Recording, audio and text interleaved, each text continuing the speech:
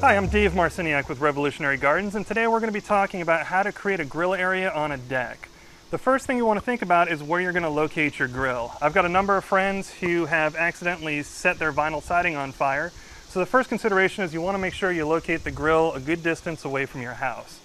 The second thing you want to think about is making sure that you allow plenty of space for your guests to get to and from the table and to move around so they're not causing you problems while you're cooking. Another thing you want to think about is you want to make sure that you've got an area set up for your workspace, someplace where you can keep the meat that you're about to cook, where you can have your plates, have your barbecue tools, and everything else, and be good to go with that.